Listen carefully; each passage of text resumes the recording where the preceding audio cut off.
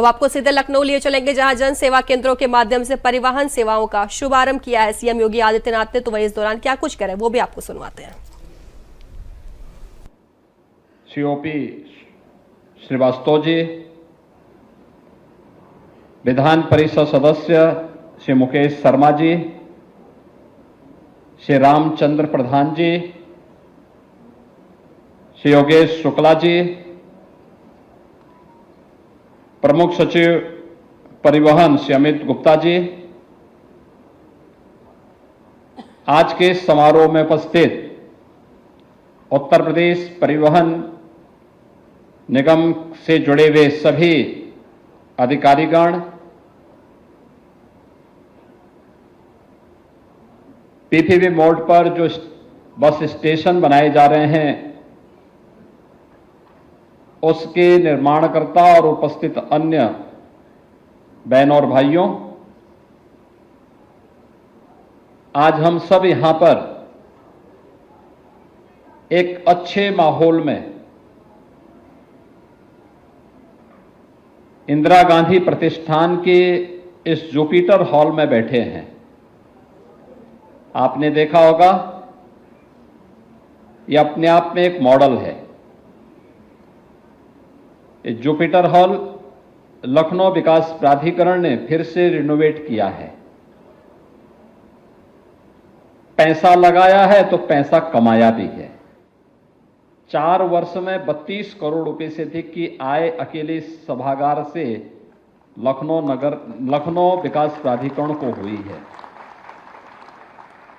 तो इसलिए इतना शानदार माहौल आज उन्होंने यहां पर इस कार्यक्रम के लिए भी उपलब्ध करवाया है। तो मैं सबसे पहले इंदिरा गांधी प्रतिष्ठान, जो प्रदेश की राजधानी का सर्वाधिक सार्वजनिक कार्यक्रमों का एक केंद्र बिंदु है, उसमें जुपिटर, मार्स और मरकरी के साथ ही अन्य सभागारों के पुनर्विकास के लिए, सुंदरीकरण की इस योजना के लिए हृदय से धन्यवाद देते हुए इस पूरे कार्यक्रम के लिए उनको बधाई देता हूं। और ये परिवहन विभाग पहला कार्यक्रम है जो इस आयोजन का हिस्सा बन रहा है। यानी जुपिटर हॉल के पुनरुद्धार और पुनर्विकास कार्यक्रम के बाद आज ये पहला अवसर है जब परिवहन विभाग का एक कार्यक्रम यहां पर हो रहा है। क्योंकि कार्यक्रम का शुभारंभ करने के लिए, कार्यक्रम तो 11 बजे से मुझे बताया गया था, तो मैं मानता था कि मंत्री जी आपके 12 बजे तक पहुंचेंगे तो मैं भी पहुंच जाऊंगा। लेकिन मैं मीटिंग में ही था, मुझे 10 ही बजे बताया गया कि मंत्री जी पहुंच गए हैं। वे रात्रि में भी 12 बजे तक यहां थे और हम लोग 11 बजे, अब मेरा एक भाषण भी प्रारंभ हो चुका है। यह एक मॉडल है और मुझे लगता है कि मंत्री जी समय से पहले आए, तो इसका मतलब यह है कि अब वह भी चाहते हैं कि परिवहन विभाग के जो बस स्टेशन हैं वे भी इसी प्रकार से सुंदर बने, व्यवस्थित बने और आम जन को अपनी ओर आकर्षित कर सकें। इसलिए उनकी उपस्थिति अत्यंत महत्वपूर्ण है। मैं आज जिन परियोजनाओं का यहां पर शिलान्यास हो रहा है, शुभारंभ हो रहा है या लोकार्पण हो रहा है, इसके लिए परिवहन विभाग को अपनी शुभकामनाएं देता हूं, बधाई देता हूं और शुभकामनाएं भी देता हूं। परिवहन विभाग प्रदेश के पब्लिक ट्रांसपोर्ट का सबसे बड़ा माध्यम है और स्वाभाविक रूप से देश का भी। 14,000 बसेज किसी एक निगम के पास हों और उसके माध्यम से संचालित हो रहे हों, या उत्तर प्रदेश परिवहन निगम सफलतापूर्वक अपनी सेवाएं प्रदान कर रहा है। उसके चैलेंजेस भी हैं। इतनी विशाल आबादी के लिए सुविधा देना, और खास तौर पर अभी हाल ही में रक्षाबंधन के अवसर पर 3 दिनों तक लगातार बस सेवा, और वह भी बहनों को फ्री में बस सेवा को जो सुविधा आपने उपलब्ध करवाई वह और भी शानदार थी। यद्यपि उसका प्रचार प्रसार विभाग नहीं कर पाया, कितनी बहनों ने यात्रा की इसके बारे में बहुत बता नहीं पाया। अगर उसका भी हाईलाइट करते तो लोगों के मन में एक और प्रचार का आपको आधार बनता, आपको एक अवसर था। लेकिन आज इतनी अधिक सेवाएं और इतना विस्तार, ये आज की आवश्यकता है, लेकिन भविष्य की चुनौतियां भी हम सबको आगाह कर रही हैं। याद रखना, कोई भी व्यक्ति हो या समाज, गांव हो या शहर, जिला हो, राज्य हो या देश, अगर वह समय की गति से पिछड़ जाता है तो हमेशा के लिए पिछड़ जाता है। अगर वह समय की गति से 2 कदम आगे चलने की सामर्थ्य रखता है तो वही प्रगति के पथ पर आगे बढ़ करके अपना विजयश्री का झंडा गाड़ता है। और उस विजयश्री की, प्रगति की यात्रा में विजयश्री का झंडा गाड़ने के लिए हम भी विकसित भारत की इस परिकल्पना के सारथी बनेंगे। परिवहन विभाग के सामने पब्लिक ट्रांसपोर्ट की, सार्वजनिक क्षेत्र से जुड़ी हुई पब्लिक ट्रांसपोर्ट की इन सेवाओं को 3 प्रकार की उन योजनाओं के साथ हमारा शॉर्ट टर्म प्लानिंग हमारी क्या होगी, लघु अवधि की प्लानिंग क्या होगी अगले 3 साल के अंदर, अगले 10 वर्ष के अंदर, और अगले 22 वर्ष के अंदर हमें क्या कुछ अचीव करना है पब्लिक ट्रांसपोर्ट के क्षेत्र में। और जहां पर संभावनाएं हैं वहां पर आप आसानी से इसे अचीव भी कर सकते हैं। आसानी से, थोड़ा सा प्रयास, ये फाइल को लटकाने की आदत बंद करनी पड़ेगी। जन सुनवाई को तेजी के साथ आगे बढ़ाना पड़ेगा। विभाग में टीम वर्क को और सशक्त बनाना पड़ेगा, तो परिणाम आने में देर नहीं लगेगी, कोई देर नहीं लगेगी। और परिवहन विभाग ने करके दिखाया है। 2019 में प्रयागराज कुंभ, 2020 में वैश्विक महामारी कोरोना के दौरान जब 1 करोड़ कामगार और श्रमिक देश और से अलग अलग क्षेत्रों से अपने अपने गांव के लिए प्लान किए थे, न केवल उत्तर प्रदेश, बिहार, झारखंड, वेस्ट बंगाल,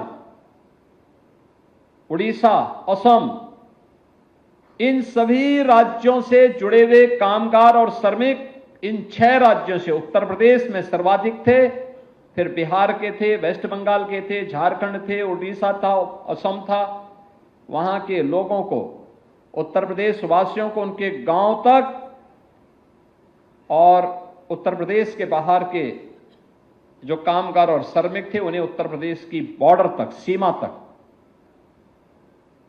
उत्तराखंड के प्रवासियों को हम लोगों ने उत्तराखंड के अंदर, जहां वहां की सरकार ने मांग की थी, देहरादून, हल्द्वानी और अन्य स्थलों पर, हरिद्वार तक पहुंचाने का में योगदान दिया था। तो मध्य प्रदेश के अंदर भी कुछ जगहों पर, राजस्थान, मध्य प्रदेश के अंदर भी कुछ स्थानों पर परिवहन विभाग के हमारे जो कर्मचारी थे, चालक परिचालक थे, उन्होंने सफलतापूर्वक उनको वहां तक पहुंचाने में अपना योगदान किया था। और अभी हाल ही में आपने देखा होगा, इसी वर्ष के प्रारंभ में दुनिया का सबसे बड़ा धार्मिक आध्यात्मिक आयोजन प्रयागराज महाकुंभ, कितना भीड़ था, 66 करोड़ लोग 45 दिन के आयोजन में आए थे। और 45 दिन के इस आयोजन का हिस्सा बने थे। सर्वाधिक लोग आ रहे थे बसेस से,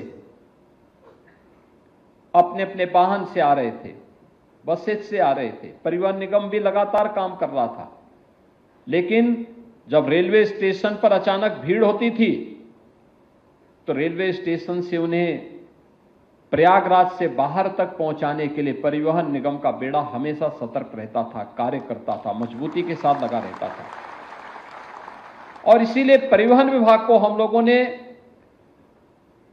हमेशा इस बारे में माना है कि परिवहन विभाग हमेशा प्रदेश के अंदर यह समय का साथी है। जब कोई आवश्यकता पड़ती है उस समय आवश्यकता के अनुरूप अपनी सेवा देने के लिए तत्पर दिखाई देता है।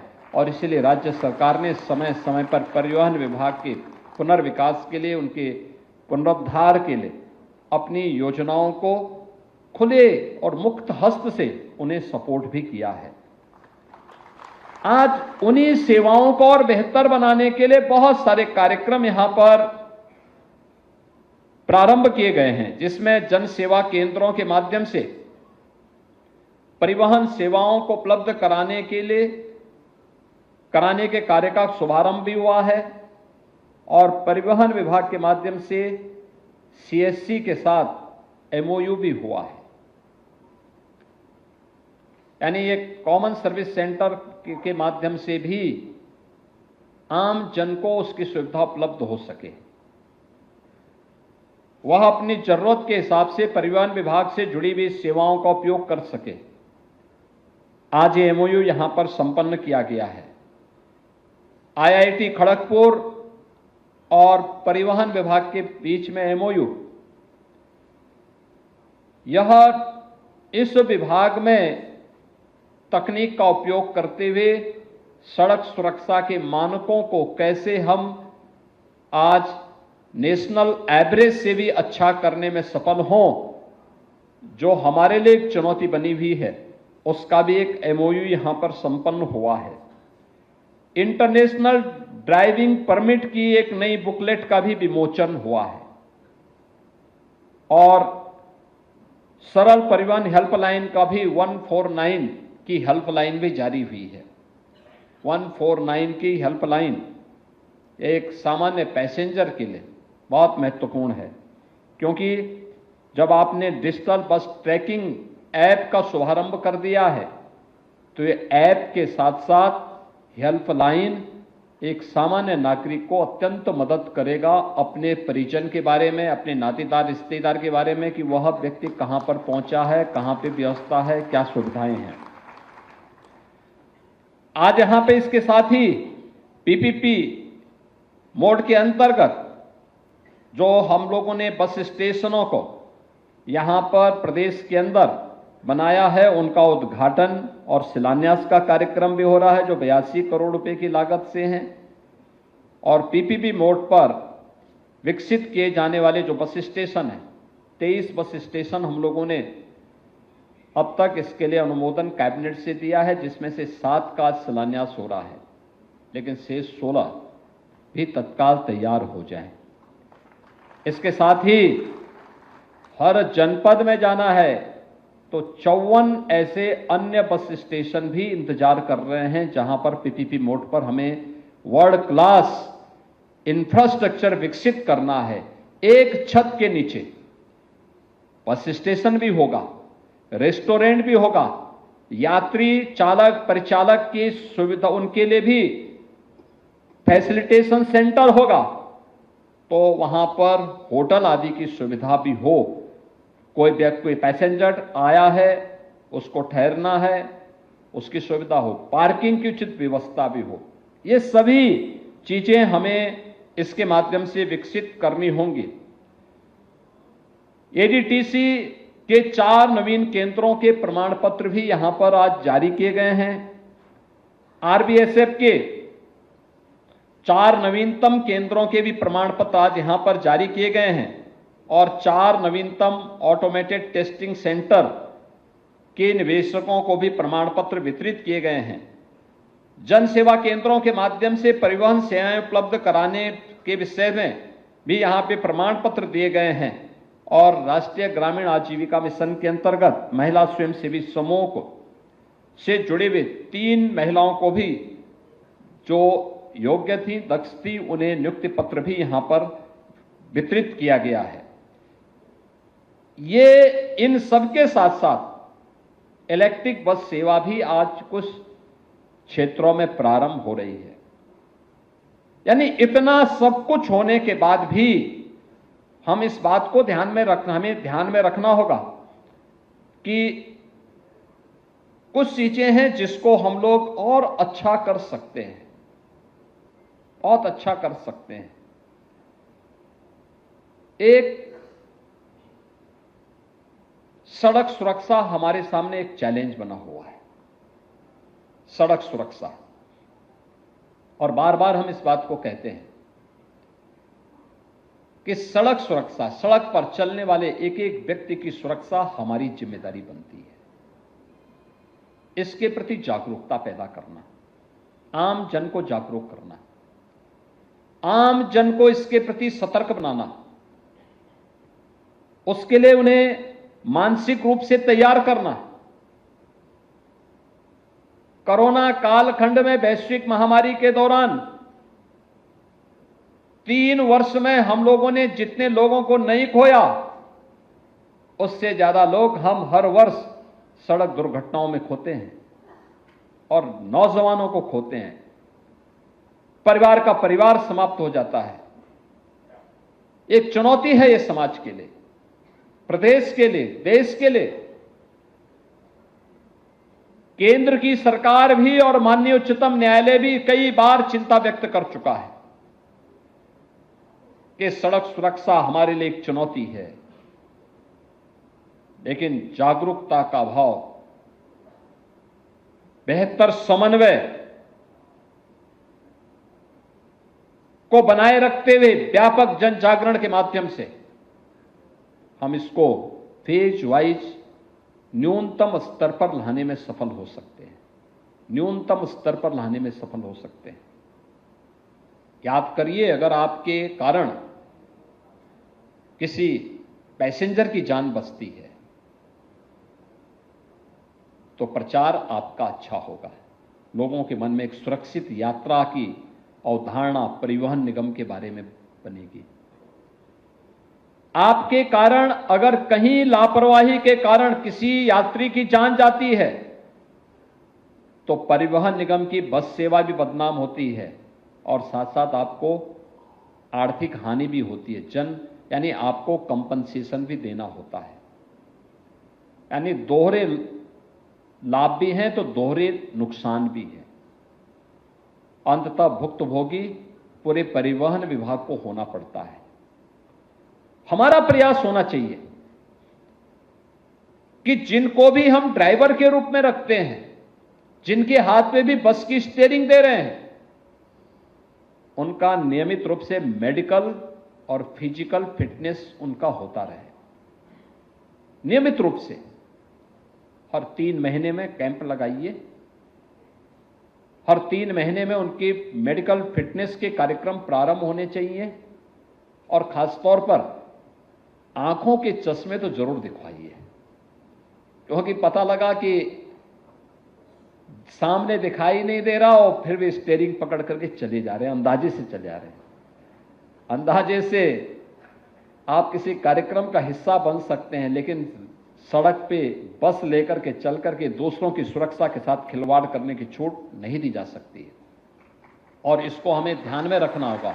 इसमें कोई भी व्यक्ति इसकी चपेट में आ सकता है।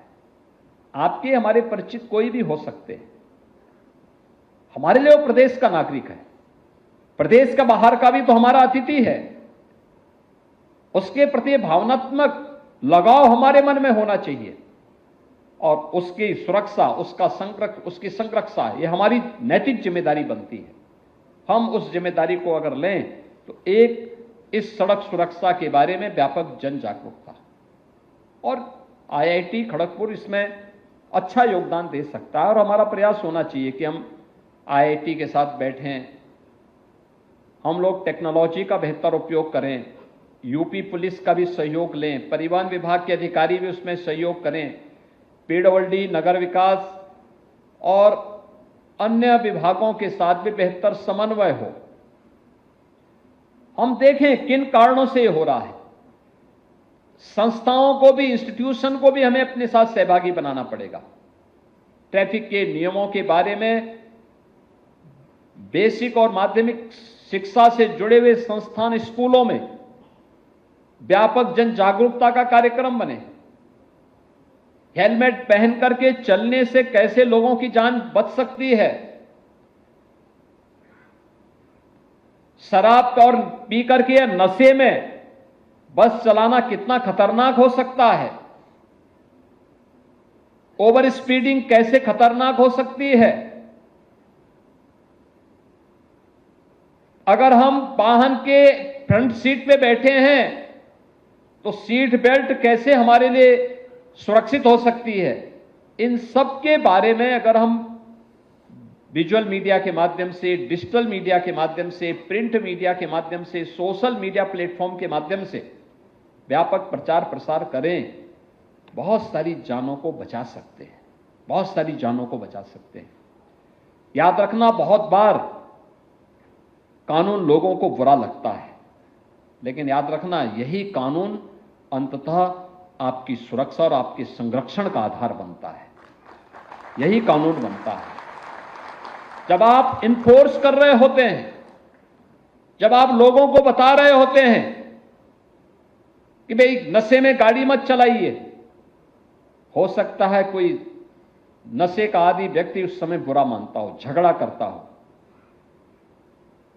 जब आप किसी व्यक्ति को कहें, किसी अपने आप को बड़े दिखाने वाले व्यक्ति को बोलते होंगे कि भाई गाड़ी में आप फ्रंट सीट पे बैठ रहे हैं, सीट बेल्ट बांधिए, हो सकता है उस समय उसको बुरा लगता हो, लेकिन वही सीट बेल्ट उसकी जान को भी बचाएगा। जब आप किसी बाइक सवार को, बाइकर्स को कहते हैं कि भाई हेलमेट पहनिए, अगर आप हेलमेट नहीं पहनेंगे तो, जैसे पेट्रोल पंप ने इस समय अभियान चलाया है, नो हेलमेट नो फ्यूल, यानी अगर आप हेलमेट नहीं पहनेंगे तो आपको हम तेल नहीं देंगे। बहुत सारे लोग विवाद खड़ा करते हैं, उस समय उनको भले ही बुरा लग रहा होगा, लेकिन सच्चाई यह है कि पेट्रोल पंप वाले के हित में नहीं है, ये हित में वो बाइकर्स का हित में है कि वह अगर पहन करके चलाता है, दुर्भाग्य से कोई दुर्घटना होती है तो कम से कम जान तो बच जाएगी। हेड इंजरी होने से और जीवन भर बेड पे पड़े रहने से अच्छा है कि वह सुरक्षित जीवन जी सकता है। लेकिन इन सब बातों को लेकर के कौन बताएगा लोगों को? ओवर ड्राइविंग खतरनाक हो सकती है। आप घर में जाकर के कैसे भी क्या करेंगे? रात्रि भर क्यों चलते हैं? मैं तो मंत्री जी को भी कहता हूं, भाई क्यों आप रात्रि भर चल रहे हैं? भाई अपना समय पे जागिए, समय पे सोइए, समय पे अपने सारी दिनचर्या को पूरा करिए। सारे कार्य समय पे होने चाहिए। अगर सूर्य भगवान भी यही कहने लग जाएंगे कि चलिए अब मैं भी रात में उगूंगा, तब तो हो गया, फिर होगा ही धरती का कल्याण। प्रकृति के अनुरूप हमें चलना होगा।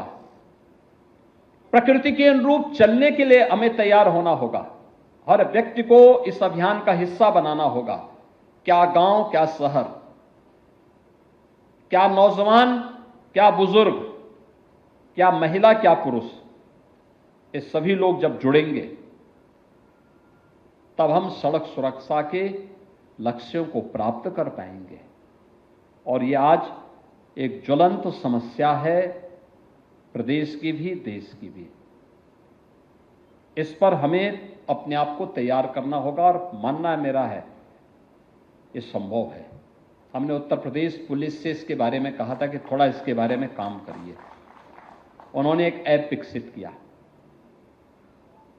देखा कि किन क्षेत्रों में एक्सीडेंट होते हैं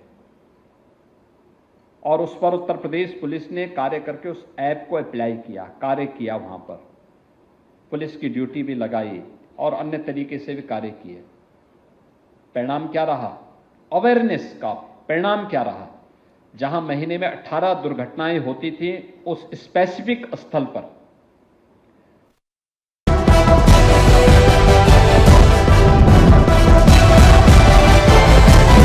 इंडिया प्रेस, आपकी सोच, आपकी आवाज।